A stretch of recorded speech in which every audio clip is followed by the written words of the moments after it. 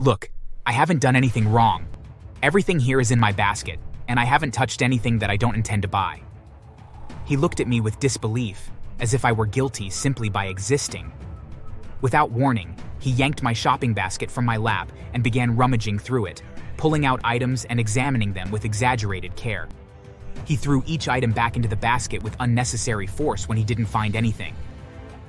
"You're acting like a real racist, sir. Can you stop harassing me?" But he didn't listen. Instead, he reached down, grabbing my arm roughly. Then, with a single, violent motion, he pushed me, toppling my wheelchair backward. I hit the ground hard, the coldness pressing against my back as I lay there, helpless, exposed, my wheelchair just out of reach. I fought the shame and rage boiling inside me with clenched fists. He looked down at me with a triumphant sneer. "Maybe next time, you'll think twice before lying." He walked away, leaving me on the ground as shoppers stared at me. Nobody moved to help me. Life has a way of testing you when you're already down. 3 years ago, everything changed for me. I was on my way home from a long shift, just a mile from my house, when a pickup truck veered across the lane and slammed into my car head-on. The world spun, metal crunched, and all I felt was pain, sharp and unbearable. I woke up in the hospital, disoriented and numb, only to find out that my spine was fractured, leaving me paralyzed from the waist down. The doctors said I'd never walk again. Adjusting to life in a wheelchair brought its own set of challenges. Everything was different. Simple tasks, like getting groceries, became exercises in patience and humility. Before my accident, as a black man, I was no stranger to racism. Racism had been a constant, ugly shadow in my life, one I could never fully shake. Growing up black in a small town had taught me early that some people saw me as different before I'd even had a chance to speak. The thing is, those differences didn't disappear with time or maturity. If anything, they grew more pointed, especially after my accident, when I became reliant on a wheelchair. It was as though some people could only see my color and my disability, layering assumptions on top of assumptions. One of the first moments I remember was in high school. I'd been invited to a classmate's birthday party. He was a friend, or at least someone I thought of as a friend. I was excited, dressed my best, even brought a small gift. But the moment I arrived, it was different. His mom greeted everyone warmly, except me. She gave me a once-over, her gaze lingering on my dark skin, and then she sighed.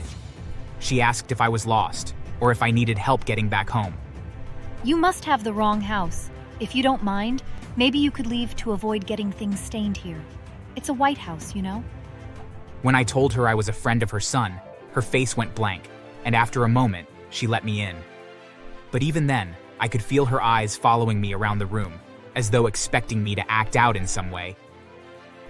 Her wariness stole the joy from the night, but it also left me confused. I hadn't understood why I was singled out, why a friendship wasn't enough to see me as anything other than a threat. After high school, I thought things would change, but college wasn't much different. I'd been given an academic scholarship, something I was incredibly proud of. But when I'd go to the financial aid office to confirm my paperwork, I always got suspicious looks. "Are you sure you're here on an academic scholarship? I know your type. I just hope it isn't what I'm thinking." As if I couldn't possibly have earned my place without some special assistance. And when I'd show my ID and explain, she'd nod, that hint of disbelief lingering as if waiting for me to say it was a mistake. And then there were the times after I'd finished college. I'd gone to a restaurant once with 2 of my other black friends, but the servers took too long to approach our table. No. Not that they didn't see us.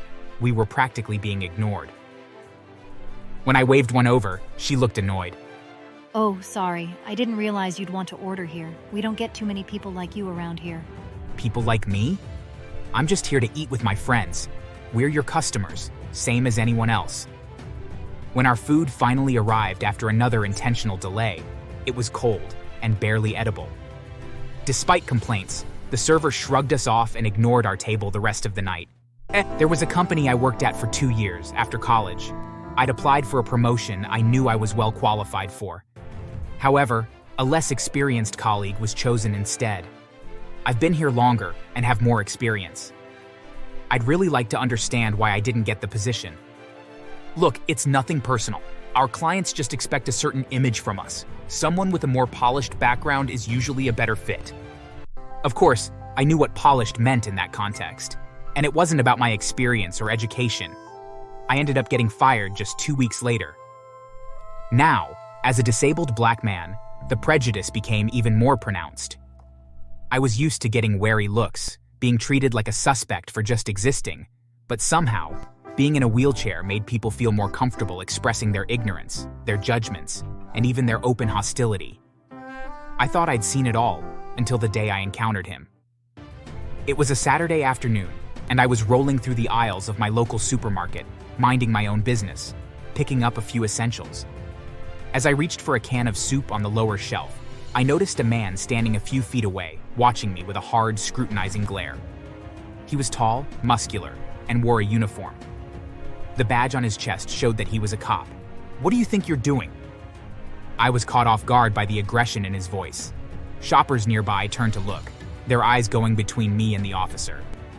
"Just shopping, officer. Don't lie to me. I've seen your type before, pretending to be innocent when you're nothing but wolves in sheep's clothing." He stepped closer, crossing his arms over his chest. "Look, I haven't done anything wrong. Everything here is in my basket, and I haven't touched anything that I don't intend to buy." He looked at me with disbelief, as if I were guilty simply by existing. Without warning, he yanked my shopping basket from my lap and began rummaging through it, pulling out items and examining them with exaggerated care. He threw each item back into the basket with unnecessary force when he didn't find anything. "You're acting like a real racist, sir. Can you stop harassing me?" But he didn't listen. Instead, he reached down, grabbing my arm roughly. Then, with a single, violent motion, he pushed me, toppling my wheelchair backward. I hit the ground hard, the coldness pressing against my back as I lay there, helpless, exposed, my wheelchair just out of reach. I fought the shame and rage boiling inside me with clenched fists. He looked down at me with a triumphant sneer. "Maybe next time, you'll think twice before lying." He walked away, leaving me on the ground as shoppers stared at me. Nobody moved to help me. Slowly, painfully, I managed to pull myself up and back into my chair. I lied? About what? He didn't even find anything incriminating on me, yet he treated me that way. I knew I couldn't let this go. As soon as I could, I went to the precinct where the officer worked, determined to file a report. But I was met with indifferent officers. They didn't believe me, didn't care to. They told me I had no proof, no witnesses who'd back up my story. My words, it seemed, held little weight against an officer's badge. But I wasn't giving up. I remembered the lady at the counter in the supermarket. She'd been right there when it happened, so she'd seen everything. I returned to the mall the next day, hoping she'd help me access the CCTV footage. When I reached the customer service desk, I saw her there, the same woman who'd been present during the confrontation. "Excuse me, ma'am. I need to speak with you about what happened yesterday with that officer." She eyed me in a very unfriendly way. She didn't even try to hide the disdain on her face. "Could I please get access to the security footage? It'll show what really happened." We don't just hand out footage to anyone. And besides, I don't think it'll show what you're hoping it will. The way she said it, so dismissive, so final, left no room for discussion. It was clear she didn't want to help, and that her refusal was fueled by something more than just store policy. I was about to leave, feeling utterly defeated, when someone stopped me. "Excuse me, sir. I overheard you asking for the CCTV footage. Could you tell me what happened?" I turned around to see a man in his 50s, well-dressed, with a kind, concerned expression on his face. He introduced himself as the owner of the mall. I was relieved and told him everything. He looked so angry. "I'm so sorry that happened to you. I don't tolerate that kind of behavior in my establishment. Let's get that footage." Together, we went to the security office, and within minutes, he'd pulled up the video of the incident. The cop's hostile approach, his rough handling, and the moment he pushed me out of my wheelchair. It was all there, undeniable and damning. "We're going to make sure you get justice. Behaviors like this should not be tolerated." He offered to accompany me to the police station, and with the footage in hand and his support, I had hope. We arrived at the precinct together, and this time, they couldn't brush me off. The evidence was clear, undeniable. The police chief watched the footage, and his face grew pale as he realized the gravity of the situation. The officer who had assaulted me was summoned to the office. His face was filled with shock and anger when he saw me there, alongside the mall owner. He tried to stammer out excuses, but there was no hiding from the truth. The police chief stripped him of his badge on the spot. The man who had once looked down on me with such arrogance now looked small, defeated. As he was escorted out in handcuffs, I felt a sense of justice I hadn't thought possible. It wasn't just a dismissal. There was a public statement so that this kind of behavior wouldn't be tolerated. The woman at the customer service desk wasn't spared either. The mall owner reviewed the footage from our conversation, which clearly showed her refusal to help me and her condescending attitude. She was charged with obstruction of justice and taken into custody as well.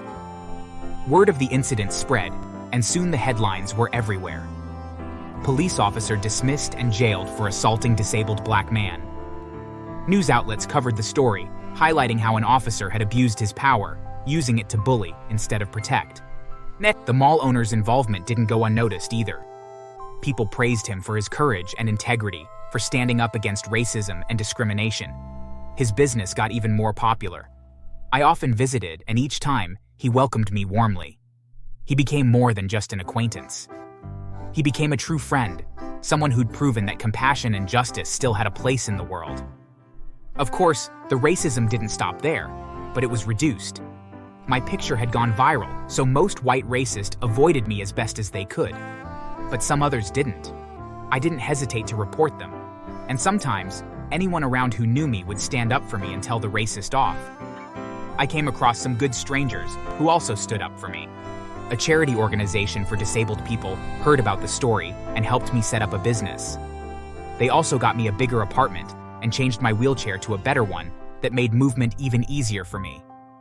As for the racist officer, news of his mistreatment of a disabled black man reached the prison where he was held. Unfortunately for him, his cellmates were blacks and frequently beat him up to teach him a harsh lesson. Meanwhile, his wife was attacked on social media by many people, and her address was doxed, leaving her scared. She eventually left the state, and, being far away, she can no longer even visit her husband. While the racist officer and supermarket lady rot in jail, I was having a good life. Thanks for watching. Make sure to subscribe and leave a comment down below saying I subscribed, and we will try our best to reply to your comment.